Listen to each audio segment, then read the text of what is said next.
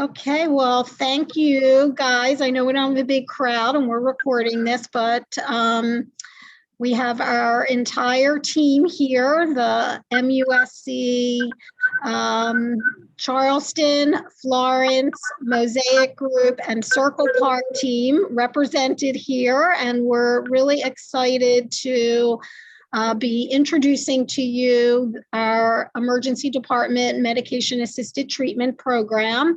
I want to thank Dr. Russell for all of his leadership over the last many months of work with the team at the hospital to plan with us and develop protocols. And we're really delighted about the partnership and with our partnership with Circle Park. And of course, all of this is made possible through our partnership with the Medical University of South Carolina, the Addiction Medicine Department of Medicine that Sarah, who was our project director, is with, and Mosaic Group, myself, and my colleague Heather Raley, who are on, been the team that have been working with Sarah and all of you to put this in place.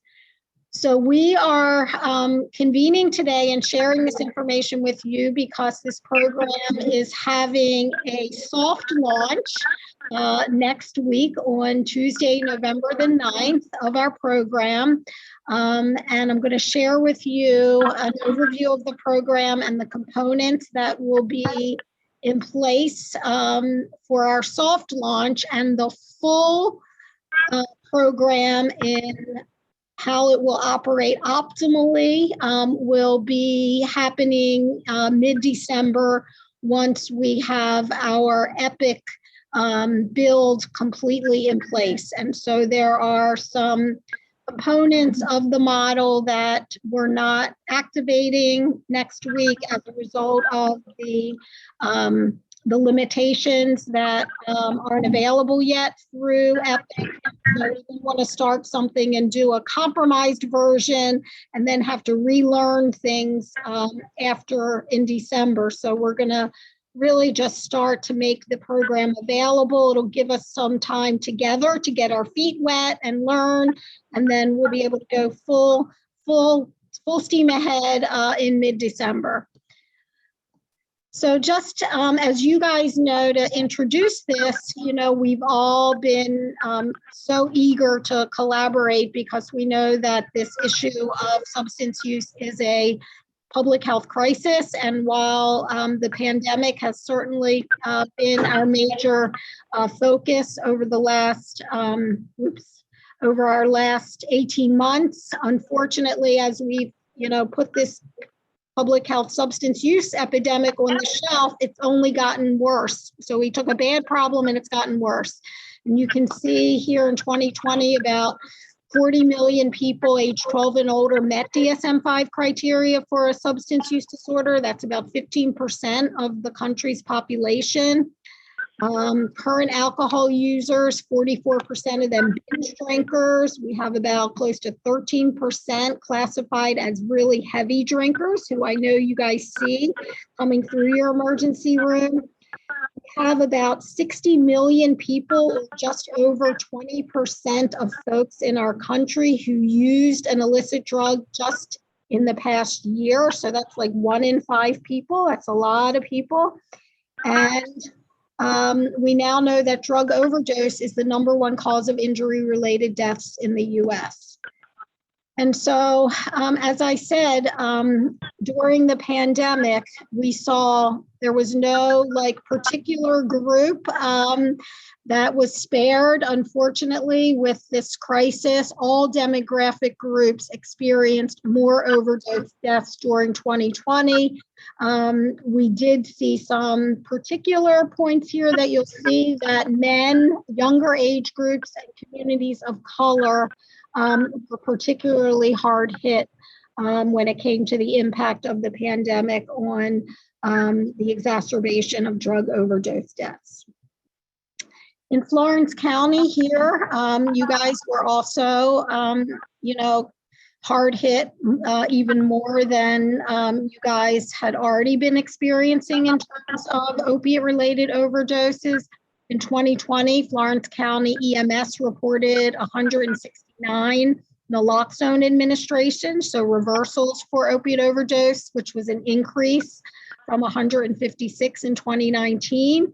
And then you guys had 272 opiate overdoses in 2020.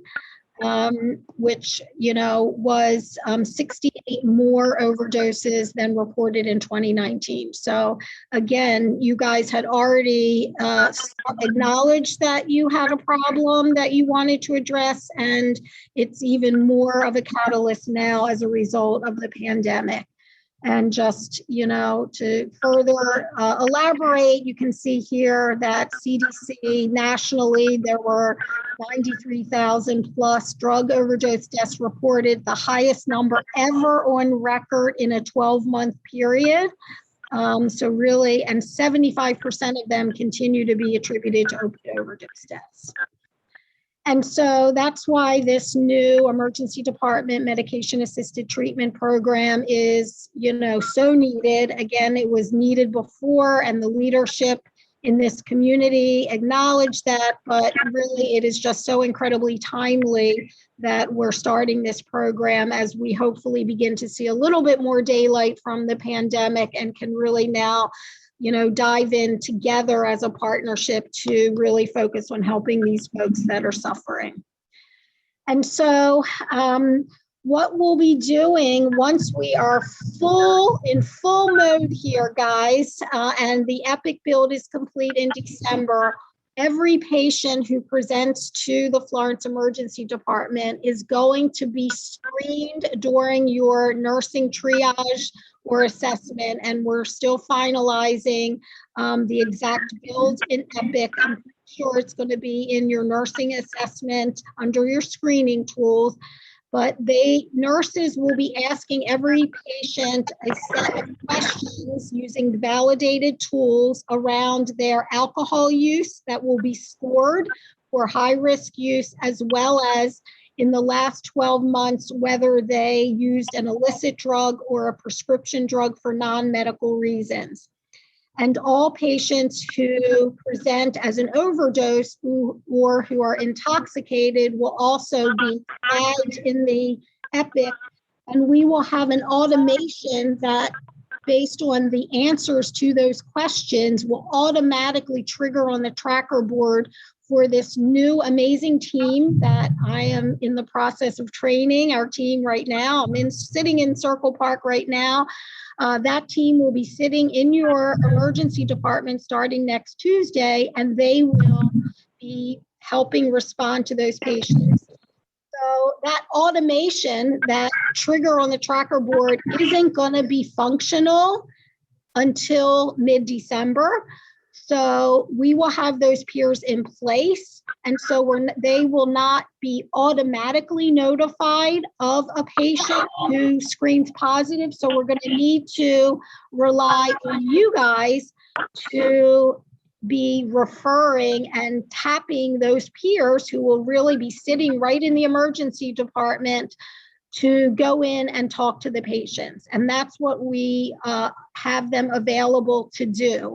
And so until, again, they will automatically be flagged to go in and see a patient, some examples of patients that you might ask the peers to see are those patients who are obviously presenting intoxicated, the overdose patients whose chief complaint is related to their substance use. So those pancreatitis patients, those other patients with GI distress, patients with significant liver disease, patients with cellulitis, the endocarditis patients, all those other comorbidities that we know. You're seeing those patients related to substance use. Those patients can get a peer contact. We don't need to ask permission, or patients that, coming in and ask for some help. Marla, and so, yep. Hey, super excited about all this coming on board. I would ask, I was just noticing, guys, if you're on the call and you're not speaking, if you're able, if you could place your phone on mute, that would cut out on a lot of the background noise, because we are recording this for other providers. So anyway, I appreciate that. I'm sorry, Marla, go ahead. No, thank you. Appreciate that. So as we said, those are some examples of ways that of patients that you might tap the new peer team. And when that happens, those peers, and I'm going to share with you the general hours that they'll be there, but you can either tap them, they'll be right in the emergency department when they're on staff. You can just go over to a peer and say, hey, Marla in room 11, could benefit from the peer, and they can go in and do that. They will be able to have a view of Epic access to allow them to see the chief complaint and nursing triage notes and assessment, and they'll be able to then talk to the patient and write a brief narrative note in that social work case management section in Epic until we have the full peer documentation built.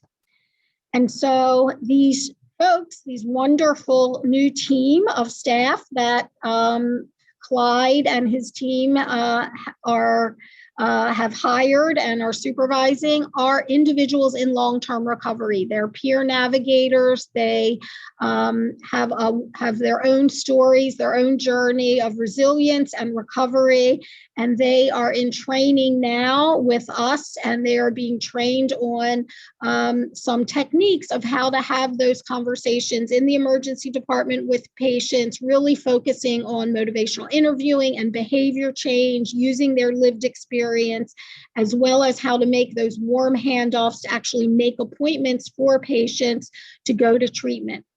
We've hired a team of 4 full-time peer navigators. Their names are Anthony, Larry, Mary, and Scott. They're an amazing team. You'll get to meet all of them. We're finalizing their schedule, and as soon as we have that finalized in the next day or two, we'll send that over to Dr. Russell to post. So you guys will see that when they're available, as well as the phone number for how to call them. But generally, Monday through Friday, they'll be available, or most days, from about 6A to 2A. So there'll be a whole lot of coverage when they'll be there to see your patients.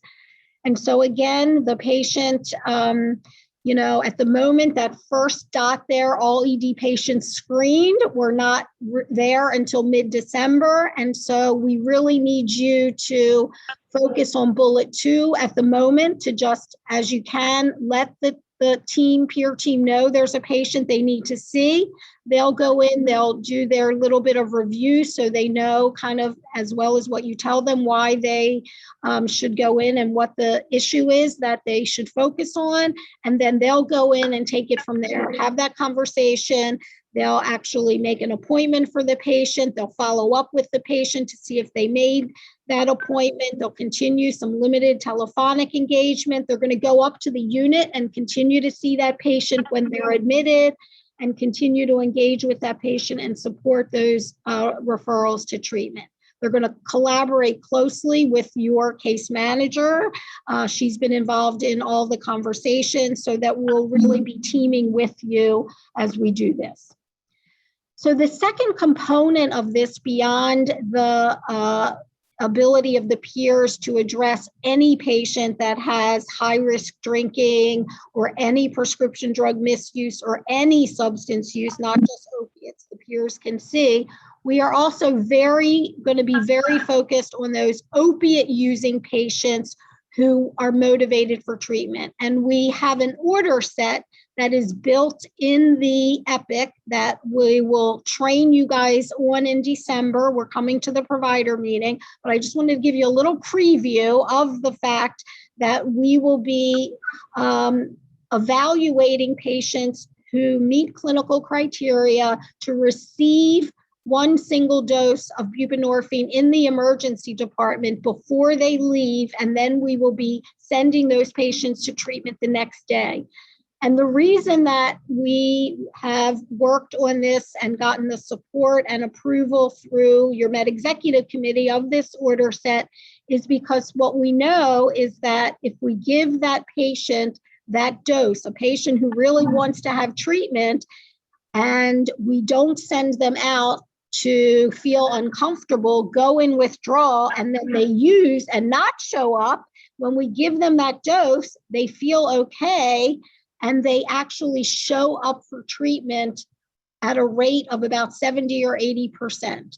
And so it really is game-changing and life-changing. And we are doing this in 6 other emergency departments around South Carolina, and our data is supportive of the fact that these patients who receive that dose do show up for treatment at that very high rate. So we really are changing the trajectory for patients. And so because we're only going to be giving one single 8 milligram dose when this happens, that means that we don't want that to wear off and have the patient use. So we know we need to get the patient to treatment either the same day or next day. And we've developed a set of partnerships. Primarily, we'll be sending patients to Circle Park, who will be able to see patients who receive that dose the same day or next day, and they will be able to begin treatment right away. And so really that's it, guys. Tuesday, your team of peers from Circle Park will be in the emergency department. Heather, my colleague who's on this call, will also be in the emergency department with them that day, and we'll be back. And really the message now is get to know them, go talk to them. We'll post the number for how you can call them if they're not there, but if you have a patient that you think they could benefit from at the moment, they're going to go see those patients. And then in December, we'll circle back once we have EPIC working, and we'll be with you to go over that screening for nurses as well as the order set in December at the provider training. So I'm going to ask Dr. Russell if I left anything out or other notes and areas that he wants to communicate to this wonderful team. You did that so well and seamlessly. We're looking forward to getting started and having the peers, the ED. And guys, they will be seated at the workstation where the scribes have currently been seated, and they will have a telephone extension, and the number they're going to be using is 843-674-5109, and then they'll use the ED fax, which is 843-674-5199, and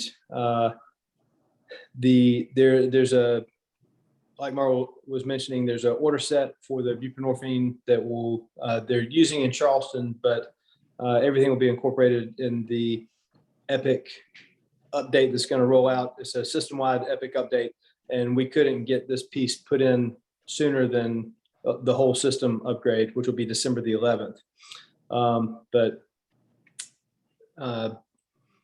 Yeah, all the patients that we know that have substance use issues, we can, like Marla said, we won't need the patient's permission. We will just let the peer coaches know that these people have a need, and the peer coach will then approach the nurse and find an appropriate time to talk with them. And certainly for all of our behavioral health patients, and even admitted patients, the peer advocates can follow them upstairs, so we can reach a lot of the population that has issues that we can help them with.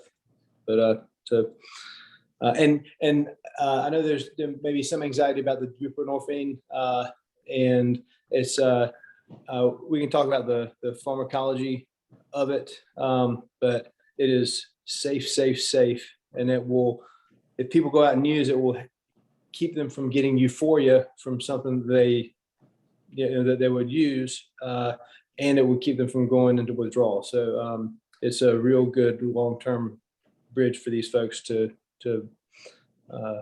handle their addiction, and they can titrate down and do it safely. And yeah, we'll be able to help a lot of people. So cool. Good deal. Well, thank you so much, Marla and Sarah and Heather and all the folks at Circle Park, and looking forward to meeting the peer coaches and getting this rolling. Thank you. Thank you, guys. We'll see everybody on November 9th. Thank you. Perfect.